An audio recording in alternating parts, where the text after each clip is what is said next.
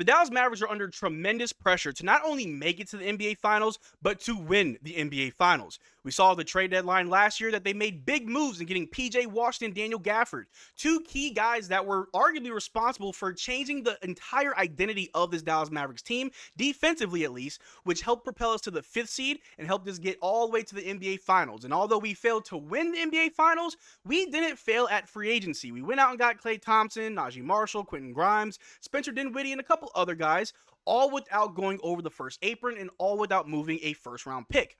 But Nico Harrison, the front office, they did their jobs. They built arguably the best roster possible for Luka Doncic, for the organization, and now it's up to the players and coaches to follow through with the roster changes and actually deliver on what Nico has done. So in this video, we're going to take a look at a poll that I posted on this channel earlier today, asking you guys, who do you think is under the most pressure to succeed in this upcoming season? We're going to take a look at what some of you guys said, as well as I'm going to weigh in myself and give you my answer. But how's it going, everybody? My name is Marcel Martin. This is Mavs Digest, bringing the latest news on everything Mavericks related.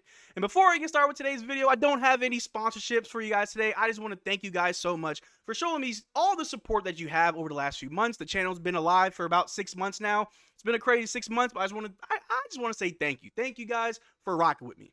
But like I said in the intro, the Dallas Mavericks, they are under a lot of pressure. The team looks good. You could argue this is probably the best roster that this team has had in a long time. Some people think it's better than the 2011 championship team. Some say it's the best since that team. But I think we can all agree that in the era of Luka Doncic, this is the single best roster that we have ever put around Luka, that we've ever had since we drafted Luka Doncic. Nico Harrison is a master class GM. He's been here for about 3 years. He already got his extension that we saw during the playoffs. He's going to be here for a long time. And as long as he can keep delivering and just bringing on great talent and building a championship roster, Nico Harrison will probably get a statue or get a street named after him in Dallas. But he's done his job. Like I said, him in the front office, his assistants, everybody involved with drafting the right players, getting Derrick Lively, getting Klay Thompson, they did their jobs. But now it's up to Jason Kidd, his coaching staff, and all the players to deliver on what Nico Harrison was able to do. And so on this channel, I put polls daily, so if you haven't seen them, check them out. I like to ask you guys questions. Usually in the mornings I post them. But today's question was, who has the most pressure on them to succeed this season? Luka Doncic, Klay Thompson, Kyrie Irving, Jason Kidd, or other? Now, Luka Doncic having 49% is wild, and we're going to touch on that in a little bit, but Klay Thompson's second with 33%, Jason Kidd is third with 11%, Kyrie is fourth with 6%, and others at 1%. I'm pretty sure other is if there's a player that you think might have more pressure on them, whether that be Spencer Dinwiddie, who we just got for a 1-year minimal. Maybe there's a lot of pressure on him as he is about 30 years old. Maybe he wants a longer contract. Maybe there's pressure on Spencer Dinwiddie to perform well. So other is for whatever, right?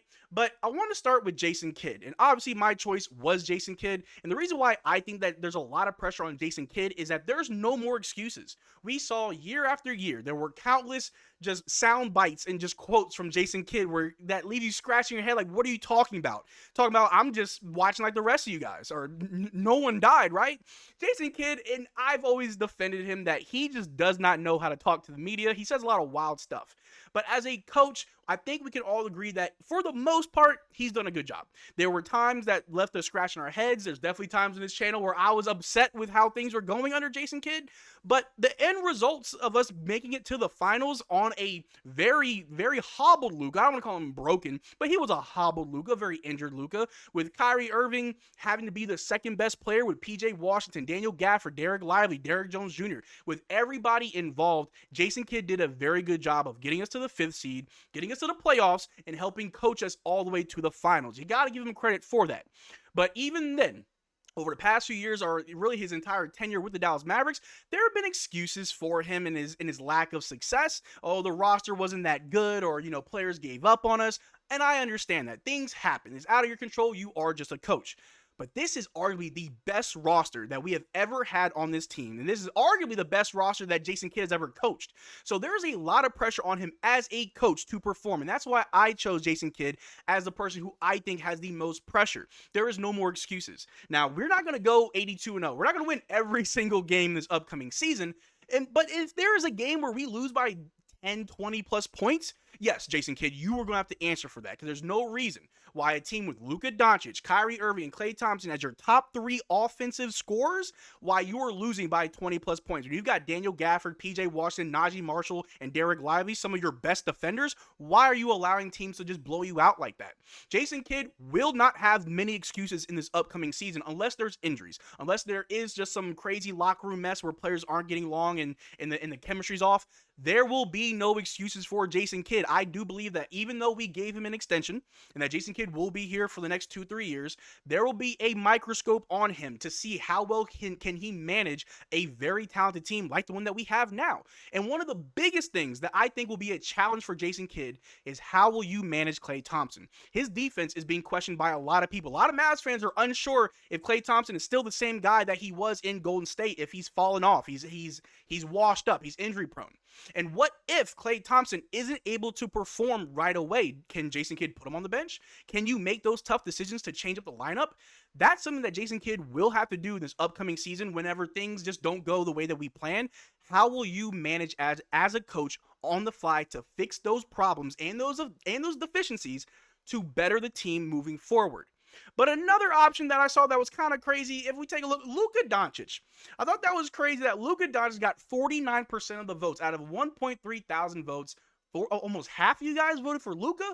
I'd argue that Luka Doncic probably has one of the least amount of pressure on him. Now, yes, he is the number one guy. He is the best player on our team. You can make an argument for it either way. In my opinion, Luka is our number one. He is the best player on the team. He's the guy. He's the face of the Dallas Mavericks.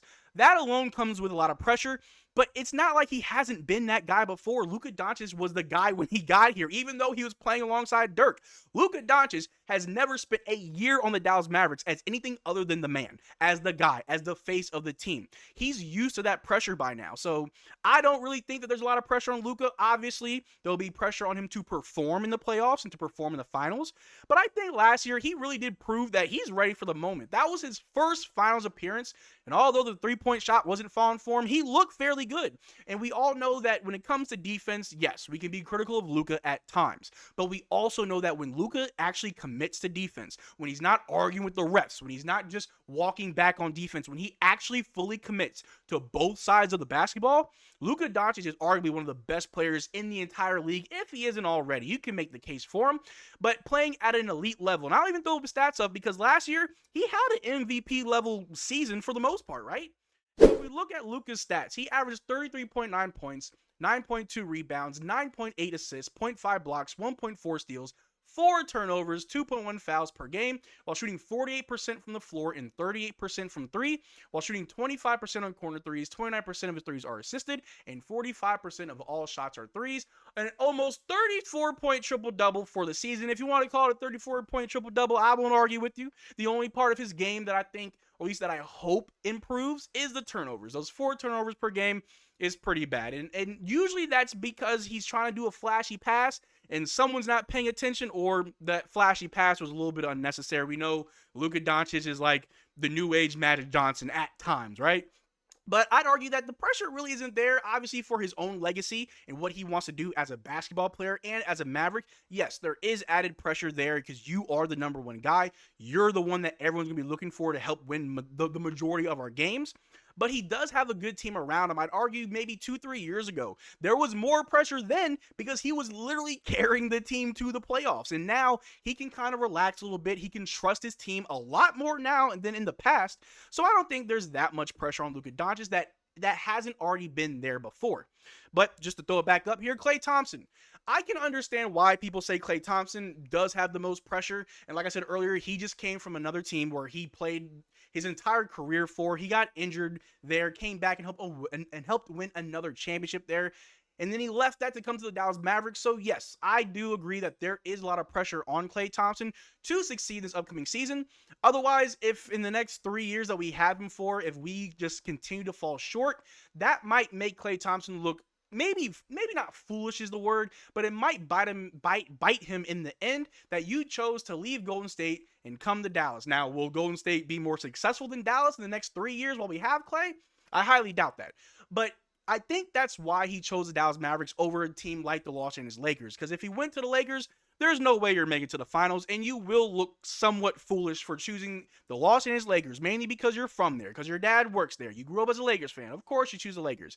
And then the moment the Lakers don't do well, you will be the scapegoat. They did that with with Russell Westbrook, and they would most likely do it to Klay Thompson as well. Something about LA and what they do to anybody not named LeBron or AD, right? But I understand there is a lot of pressure for Klay Thompson, but I'd also argue that in a much smaller role in the Dallas Mavericks, a lot of that pressure can just go away. But the last player we're going to talk about is Kyrie Irving, who I think, and we just throw it back up, he got the least amount of votes at 6%. Yes, I agree that Kyrie, out of those four options, Kyrie Irving probably has the least bit of pressure on him. He's already proven himself over the last season and a half that even though he in his own right is a great player, he's a champion, he's a wonderful player, you could argue he's a perennial all-star, right? Like, he is just that great of a point guard, and he's proven himself in his career already. But to have someone like that, and you put him next to someone like Luka Doncic, and you're not able to take away anything from Luka's game, you can play alongside Luka and still contribute. That's huge. We tried to give Luka a second-star teammate in Kristaps Porzingis, a big who can space the floor and shoot the three. Combine that with Luka Doncic, who is a guard, but he is a bigger guard. Why didn't that work out? But instead you get Kyrie Irving, who is a guard himself, a shorter guard. Put him up with your bigger guard in the starting lineup. And what did we see all last year? Kyrie Irving easily being able to play alongside Luka from the first, 2-3 quarters of a game. And then the second half, that's really when Kyrie just turns up. The moment Luka's starting to run out of gas, Kyrie turns on. He's fine with waiting until the fourth quarter to score. We've seen him score 20 points in many fourth quarters last year. So I think the pressure for Kyrie is definitely gone. Unless we're talking about the Boston Celtics. If the Dallas Mavericks do see the Boston Celtics in the finals again, yes, the pressure on Kyrie to succeed will be mountainous. It will be huge because we saw just this past finals, Kyrie was nowhere to be found. Anytime he stepped foot in TD Garden, where did Kyrie go? He just disappeared. It's like he wasn't even there, right? So the pressure for Kyrie, I think, only applies if we see the Celtics in the finals. But for the majority of the season, I think Kyrie is just going to be Kyrie. I'm sure he's glad to play alongside Klay Thompson. So a little bit more of that scoring will be off of his plate and on to someone like Klay Thompson. And I think he'll be fine. But I did want to see what you guys had to say about this. Let's take a look at the comments, right? We take a look here. Someone said, Luka is going to be Luka. That's not the question mark here. It's Klay.